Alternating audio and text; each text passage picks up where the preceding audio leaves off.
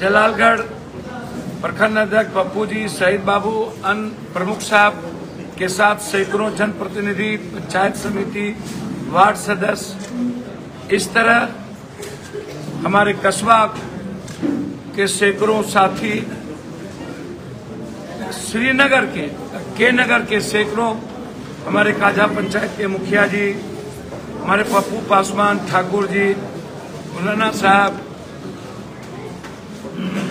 कस्बा के सैकड़ों राजद जदयू छोड़ करके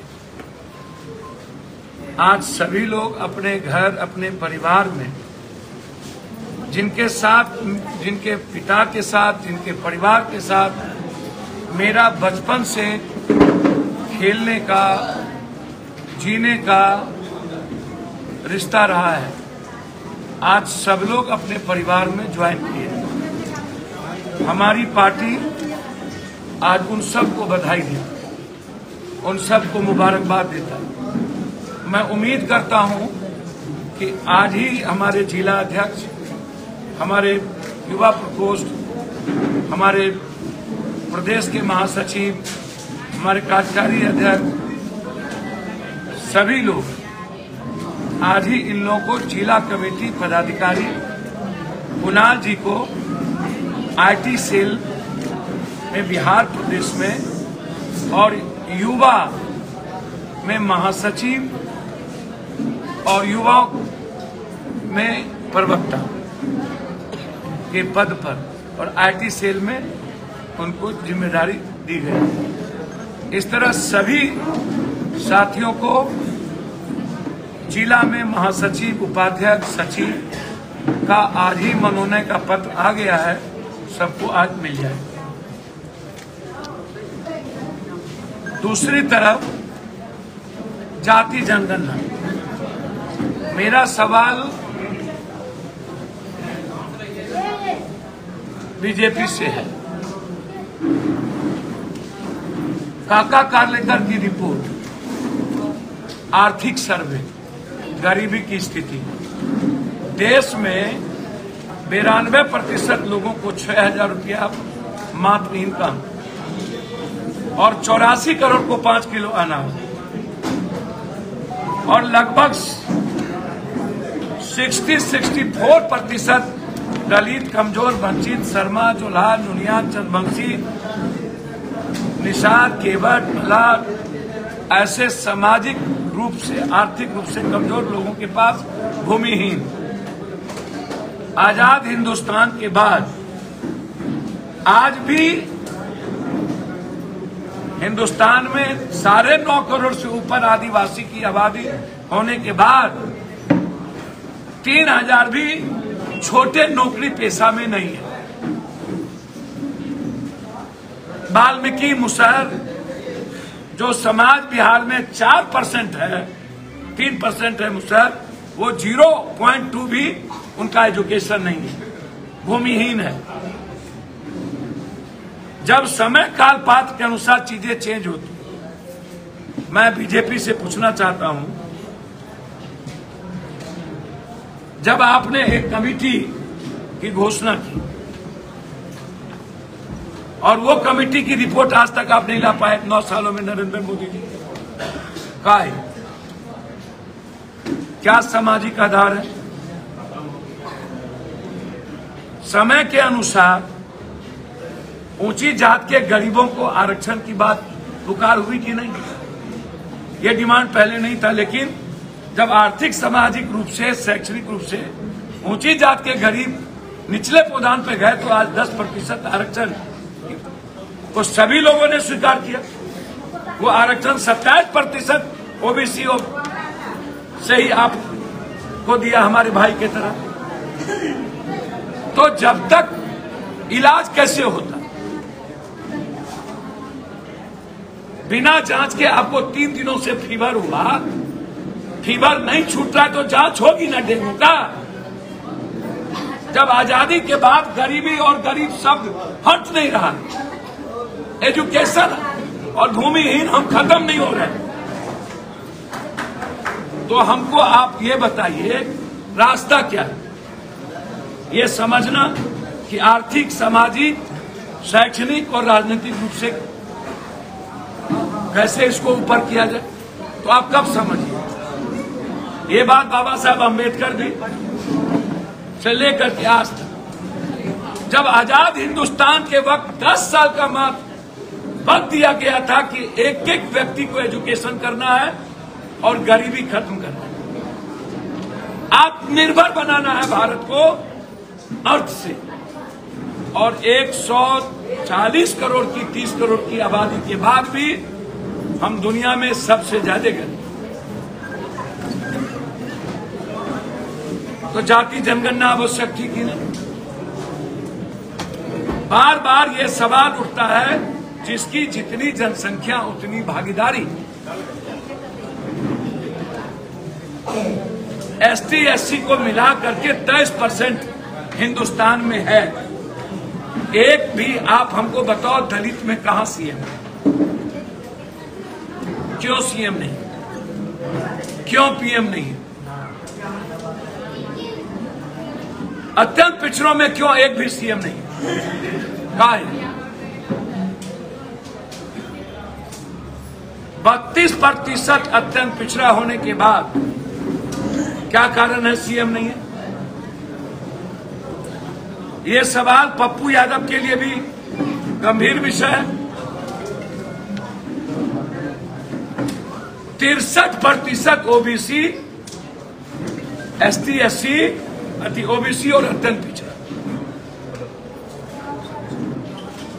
तो मेरा डिमांड बीजेपी के प्रधानमंत्री से है कि क्या आप 60 से 67% आरक्षण की घोषणा करने जा रहे हैं? मेरा मांग 60 से 67%, 63% पिछड़ा अत्यंत पिछड़ा जब इस मुल्क में है, तो आपको आरक्षण का दायरा बढ़ाने के लिए आप घोषणा करिए। पहला। दूसरा सवाल यह है, जो सबसे बड़ा सवाल है मुख्यमंत्री जी से, कि विकास का रास्ता दलित अत्यंत पिछड़े के होकर गुजरना चाहिए। ओबीसी में भी जो जाति राजनीतिक आर्थिक रूप से ज्यादा संपन्न हुआ, आप निषाद, केवट, मलाज, शर्मा, तकमा, नुनिया, चंद्रवंशी, कहार, कमार, कुमार, ऐसे सभी लोगों को लाइए, विकास वहां ले जाइए। एजुकेशन का मापदंड वहां तय कीजिए। भूमिहीन को भारत सरकार और बिहार सरकार मिलकर खत्म करिए। जाति जनगणना का मतलब बहुत क्लियर है, इसमें किसी भी तरह का राजनीति नहीं। जाति जनगणना का मतलब है एजुकेशन, आर्थिक, सामाजिक आधार पर उसको ऊपर लाना।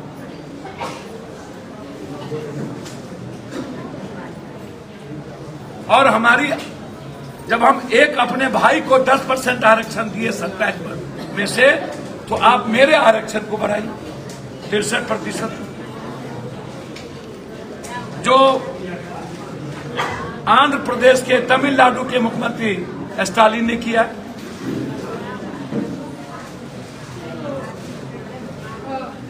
और जाति जनगणना में आर्थिक सर्वे, शैक्षणिक सर्वे और सामाजिक सर्वे आवश्यक है, उसको ओपन करें। एक। दूसरी बात, 17% हिंदुस्तान में मुसलमान है, 17%, एक भी सीएम नहीं।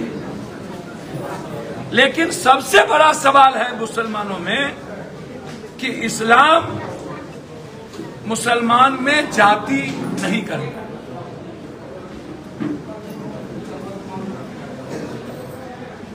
इस्लाम में जिस तरीके से तलाक को लेके या कॉमन सिविल कोड को लेकर के इस्लाम का अपना दायरा है, कानून है, इस्लाम का जो लॉ कंडक्ट है, उसमें आप मुसलमान को कास्ट वाइज डिवीजन नहीं कर सकते। यह सबसे बड़ा सवाल आज उठने लगा। मेरा भी यह सवाल है कि दलित कमजोर है, वंचित है, मुसलमान में जो लोग कमजोर वंचित हैं उसको आप राजनीतिक आर्थिक रूप से ऊपर करिए। मैं चाहता हूं कि दलित और मुसलमानों की स्थिति लगभग इक्वल है और अत्यंत पिछड़ों की लगभग ये तीनों वर्ग। अत्यंत पिछड़ा में कुछ को छोड़ दिया जाए।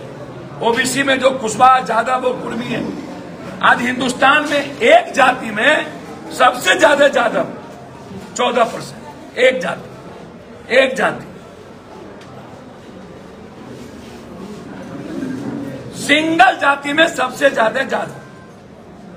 तो यादवों को यह मौका मिला है कि दलित एसटी एससी अत्यंत पिछड़ा ऊंची जात के लोगों को माइनॉरिटीज को गला लगा ले। इतनी बड़ी संख्या होने के बावजूद आप कहीं सीएम और पीएम नहीं है।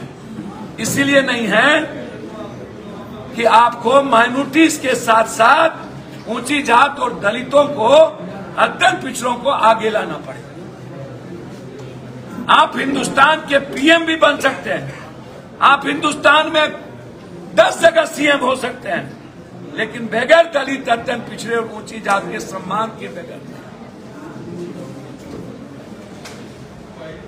क्यों नहीं है भाई? इतनी बड़ी ताकत है उसके बाद आप नहीं है। इसका मतलब है कि हमारे साथ जो सबसे बड़ा वर्ग है अत्यंत पिछड़ा दलित जो हमारे साथ था वो कहीं ना कहीं आपसे अलग है। इसलिए यादवों की भूमिका तय करनी पड़ेगी इस बिहार के यादवों को, देश के यादवों को, कि आपको दूसरे जाति का सम्मान करके ही आगे बढ़ना पड़ेगा। यह संकेत दिया है यह प्रतिशत।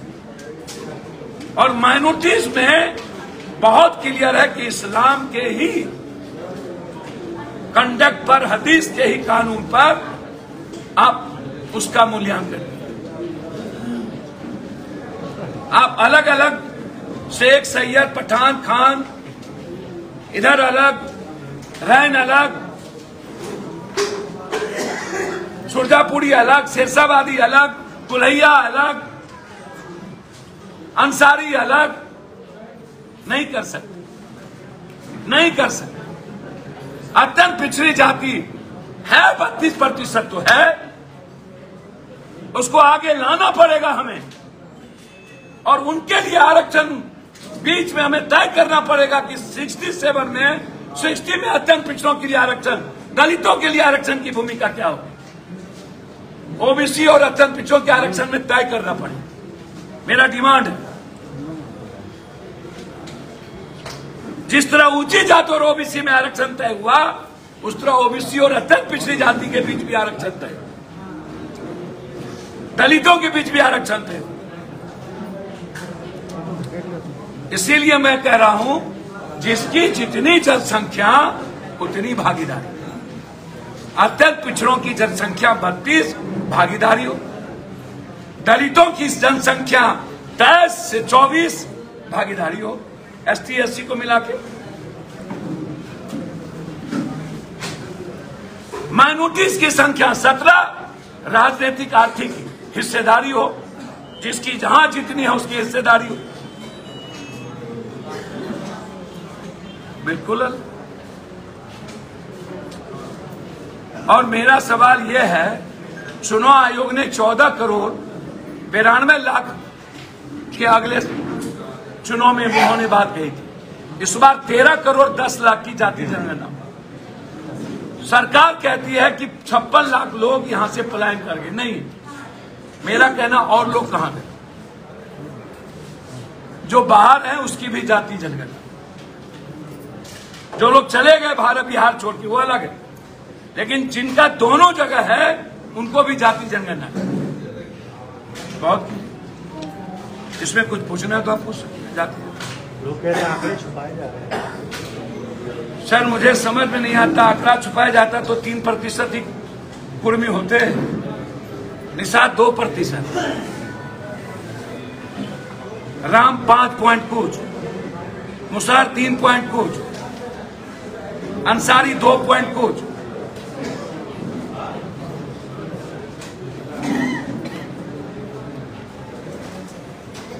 तब तो नीतीश कुमार जी को 7% को नहीं कर लेना चाहिए, 9 दिखा देना चाहिए। राम और पासवान इक्वल है दलित में। राम भी 5 पॉइंट कुछ है, पासवान भी 5 पॉइंट कुछ है।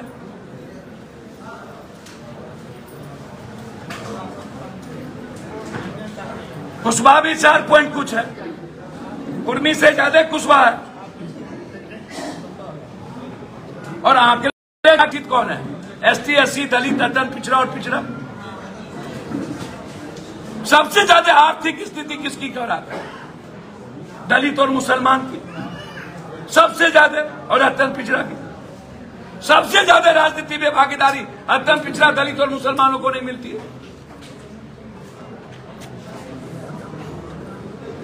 तो ये बीजेपी के लोगों को जाति जनगणना में हाय तौबा क्यों मच रहा है? इसीलिए मेरा डिमांड है 60 से 67% आरक्षण। मेरा डिमांड है अत्यंत पिछड़ा, दलित और माइनॉरिटीज की भागीदारी। मेरा डिमांड है राजनीतिक हिस्सेदारी, अत्यंत पिछड़ा, माइनॉरिटीज। मेरा डिमांड है कि हदीस के तहत मुसलमानों में जाति का बाइफर्केशन नहीं किया जाए। पिछड़ा, अत्यंत पिछड़ा और ऊंची जात में कहा। और मेरा डिमांड है जो सबसे बड़ी जनसंख्या एक जाति की है, उनकी जिम्मेदारी बढ़ गई इस हिंदुस्तान में सबको साथ ले चलने की, और हमको सबको साथ लेके चलने का काम करना है। दूसरी तरफ क्या हिंदुस्तान में दलित, कमजोर, वंचित, मिडिल क्लास का बेटा जिसके पास पैसा नहीं है कभी नौकरी कर पाएगा या नहीं? कब तक क्वेश्चन आउट होंगे? कब तक सेंटर बिकेगा? कब तक जीनियस बच्चे नहीं नौकरी कर पाएंगे? सिंघल साहब पर इंक्वायरी बैठनी चाहिए। आप 70 जगह 130 जगह आपने केस फाइल कर दिया। क्वेश्चन आउट जब हुआ, सिंघल साहब ने भर दिन बैठा के रखा, उसको दबा दिया गया। इंक्वायरी ऊपर से हो। मुझे लगता है कि इस भारत में यूपीएससी, एसएससी, बीपीएससी, एसएससी, अभी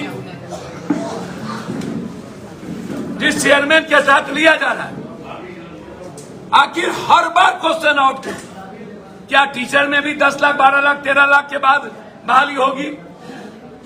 जो देंगे, जो पास किया होगा उसकी बहाली नहीं होगी, जो पैसा देगा उसकी बहाली होगी। सिपाही में 8 लाख, 10 लाख फिक्स कर दिया। 10 लाख दो, ले जाओ। 10 लाख दो, नौकरी ले जाओ। जब दलित और कमजोर बच्चे पढ़ने के बाद नौकरी नहीं कर सकते हैं, तो फिर एग्जाम क्यों? चाहे किसी भी जात का वो क्यों नहीं हो। एग्जाम में ऊंची जात, पिछड़ी जात, दलित, ये नहीं हो सकता। वहां आरक्षण नहीं दिया आपने। वहां किसी भी जात का गरीब या जिसके पास पैसा नहीं है, क्या वो नौकरी नहीं कर पाएगा? ये सबसे ज्यादा सवाल। इसीलिए मेरा करबद्ध विनती है, हाथ जोड़ नीतीश कुमार जी से, इसकी पूरी इंक्वायरी हो, जो लोग इन्वॉल्व हो उस पर एफआईआर हो, सस्पेंड हो। सबसे पहले एग्जामिनेशन रद्द हो, रद्द करने के बाद जांच हो, जांच में सिंघल की भी भूमिका तय हो। जो जो लोग इन्वॉल्व है उनको सस्पेंड किया जाए। सेंटर कोचिंग माफिया पदाधिकारी की भूमिका को खोजा जाए। हर क्वेश्चन को तय करता है सबसे बड़े कोचिंग और पदाधिकारी भी, वही तय करता है कि नौकरी किसकी होगी। 4 करोड़ 3 करोड़ में कौन आईएएस, कौन बनेंगे। इसीलिए मेरा सवाल है, क्या हिंदुस्तान में गरीब, कमजोर, वंचित, दलित क्या कभी नौकरी नहीं कर पाएगा? जिसके पास पैसा नहीं है, जो जीनियस लड़का है, जो पढ़ता है, जो दौड़ में निकलता है, क्या उसकी नौकरी हो पाएगी या नहीं? क्या इसको भी नीपा पोती कर दिया जाए? छोटी मछली को फंसा करके बड़ी मछली बचा लिए जाएंगे। इसलिए बहाली बंद हो, अविलंब कार्रवाई। धन्यवाद।